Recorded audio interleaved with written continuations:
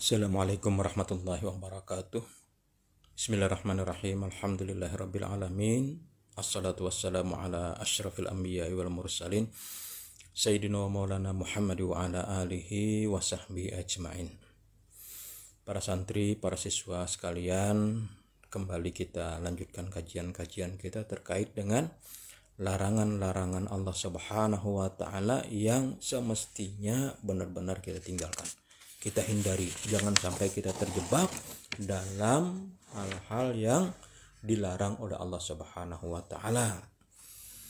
Terakhir, larangan yang kita sampaikan adalah larangan menolak permintaan orang yang meminta dengan menyebut nama Allah, dengan catatan yang dimintanya itu bukan hal yang tercela atau bukan hal yang buruk, hal yang sia-sia, yang menyebabkan iman mereka, akidah mereka, tauhid mereka, ibadah mereka menjadi rusak.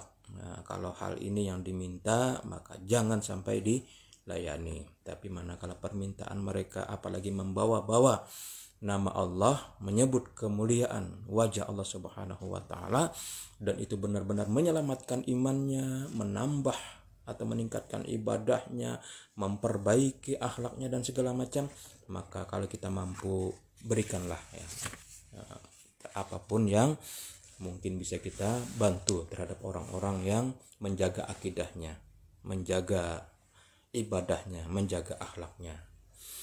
Selanjutnya, para santri, para siswa sekalian, yaitu larangan mencintai ahlul ahwa atau ahli bid'ah yang mengada-ada dalam urusan agama ini.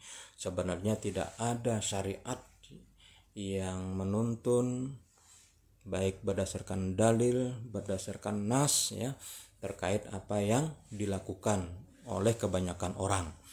Maka kalau kita menemukan hal ini, maka jangan kita berbaur dengan mereka dan jangan kita mencintai mereka, tinggalkan karena bisa berakibat kita akan terbawa, akan ikut melakukan hal yang sama, mengada-ada dalam urusan agama.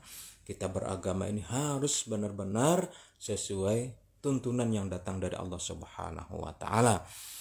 Biasanya para santri, para siswa sekalian, hal ini karena mereka mengikuti atau berusaha menjalankan, mengamalkan ayat-ayat mutasyabihat, ayat-ayat yang samar, yang belum jelas halal haramnya. Lalu mereka terjebak di dalam melakukan seakan-akan ini adalah sesuai dengan tuntunan.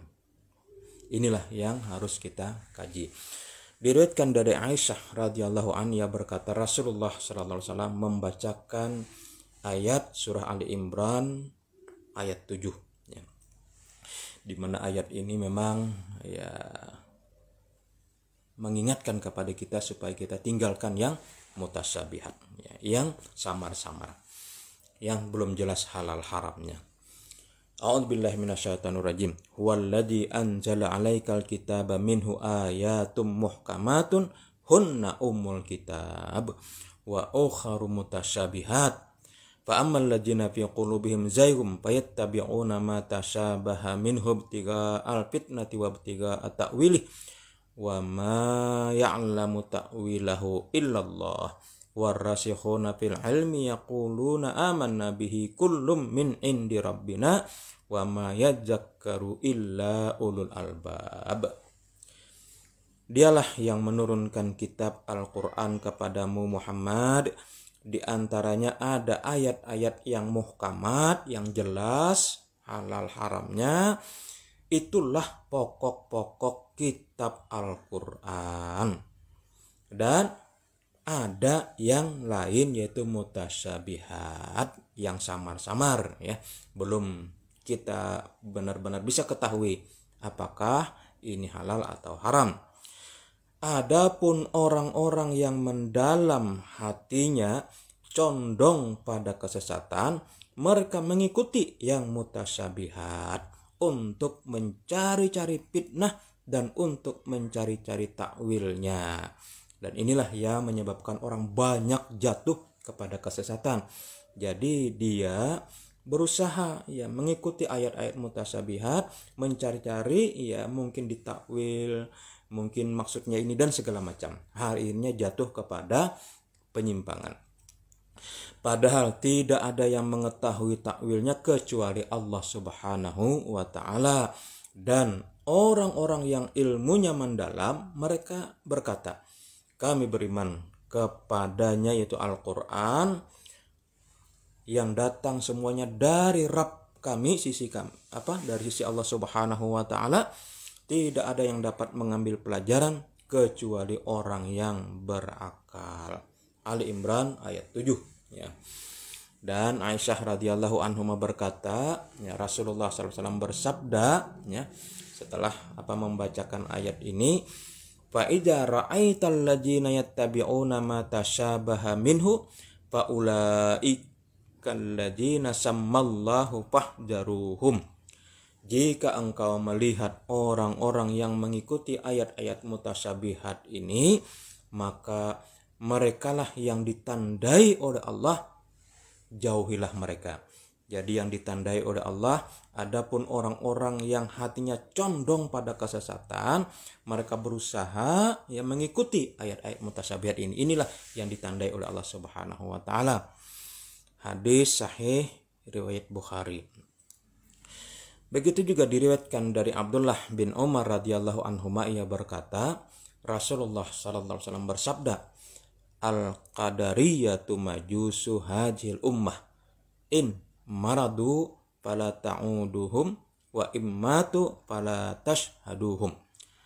Kaum Qadariyah ya, kata Rasulullah sallallahu alaihi wasallam ya, dari hadis yang diriwayatkan dari Abdullah bin Umar radhiyallahu anhuma ini diingatkan bahwa kaum Qadariyah itu adalah orang-orang yang mengingkari takdir dan mengatakan bahwa seluruh perkara terjadi dengan spontan tanpa diketahui oleh Allah Subhanahu wa taala. Ini adalah kemungkaran yang jelas-jelas ya.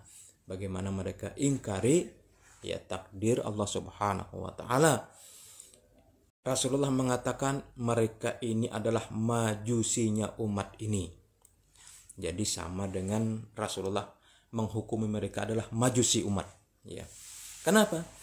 Karena Rasulullah menyamakan mereka dengan kaum majusi sebab keyakinan Qadariyah yang menisbatkan perkara yang baik-baik kepada Allah, sedang perkara yang buruk-buruk kepada selainnya, itu mirip seperti kaum majusi yang mengatakan bahwa seluruh perkara yang terjadi ini diciptakan oleh dua Tuhan.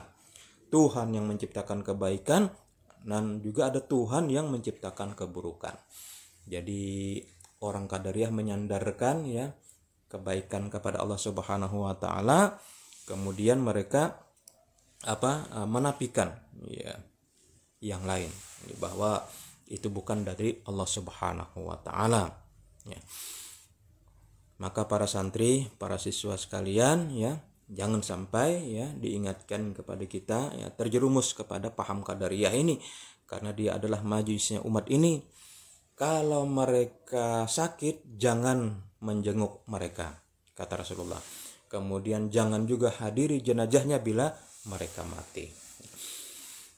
Maka para santri, para siswa sekalian ya, peringatan Rasulullah sallallahu alaihi wasallam juga yang diingatkan oleh Allah dalam Ali Imran ayat 7 ini, bagaimana supaya kita jangan berbaur dengan ahlul bidah, orang yang mengada-ada dalam urusan agama, atau orang yang hanya mengikuti hawa nafsunya ya, menyatakan ini halal, ini haram, ini boleh, ini tidak berdasarkan dalil, tidak berdasarkan nas.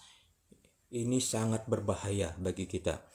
Mereka itu ibarat penyakit kusta. Orang yang berbaur dengan mereka tidak akan selamat dari bintik-bintik hitam yang akan mengurangi keimanannya atau melenyapkan sama sekali.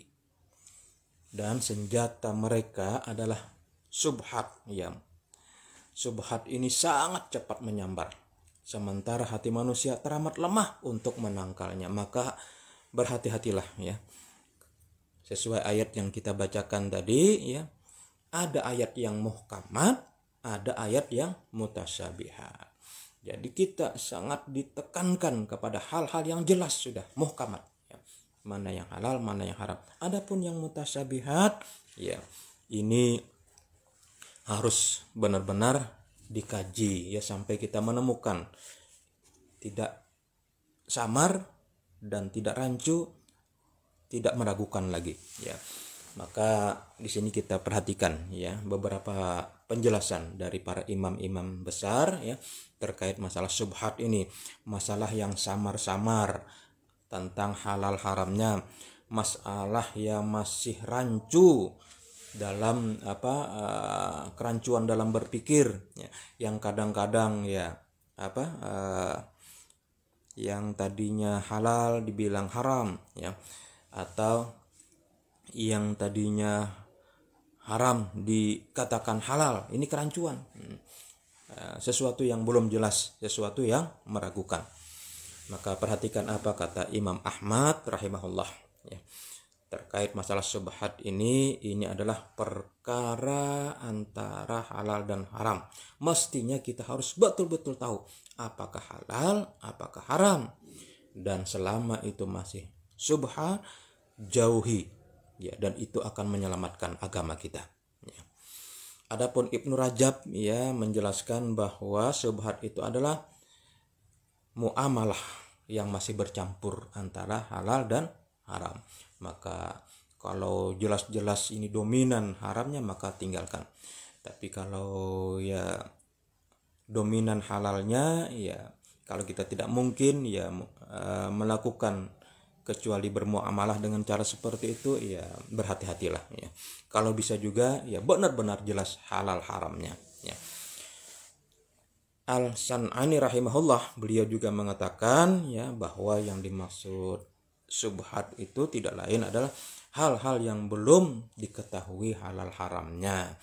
Maka jangan terjebak kita di dalam kondisi seperti itu ya, berhati-hati. Yang muhkamat saja kita ini yang harusnya kita jalankan. Yang mutasyabihat nanti tunggu ya hasil ijtihad para ulama, mungkin dengan qiyas, mungkin dengan istishab dan lain sebagainya, lalu nanti ketemu yang benar-benar ya yakin bahwa ini halal, ini haram, baru kita lakukan. Begitu juga Taqiyuddin An-Nabhani rahimahullah, beliau menjelaskan masalah syubhat ini, yaitu ketidakjelasan atau kesamaran baik masalah hukum, masalah sifat atau faktanya, sehingga nanti harus benar-benar dikaji apakah hukumnya halal atau haram, apakah sifatnya atau faktanya ini benar atau salah. Nah, barulah kita silahkan ya kalau sudah ada kejelasan ya, sudah muhkamat, tidak lagi berada di mutasyabihat. Para santri, para siswa sekalian, jadi sekali lagi larangan kita terjatuh di dalam ya ahlul ahwa ya, orang yang hanya mengikuti hawa nafsunya. Kita jangan mencintai mereka ya dengan bid'ah mereka, sesuatu yang diada-adakan oleh mereka dalam masalah agama ini yang tidak ada dalilnya, tidak ada nasnya, dan kita dilarang berbaur bersama mereka. Kenapa? Karena ibarat penyakit kusta, maka kita ya tidak akan selamat dari paling tidak bintik-bintik hitam yang akan mengurangi keimanan kita. Bahkan barangkali nanti bisa melenyapkan sama sekali kalau kita benar-benar terjebak dalam kebid'ahan mereka atau mengikuti hawa nafsu mereka yang jelas-jelas mengharamkan yang halal atau menghalalkan yang haram.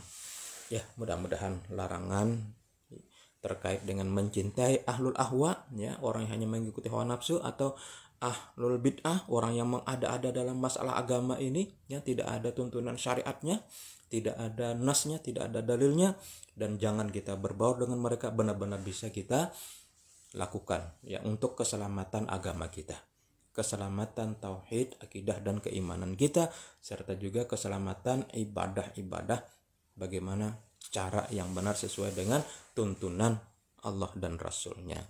Subhanakallahumma bihamdik asyhadu an la ilaha illa anta astaghfiruka wa atubu ilaik. Assalamualaikum warahmatullahi wabarakatuh.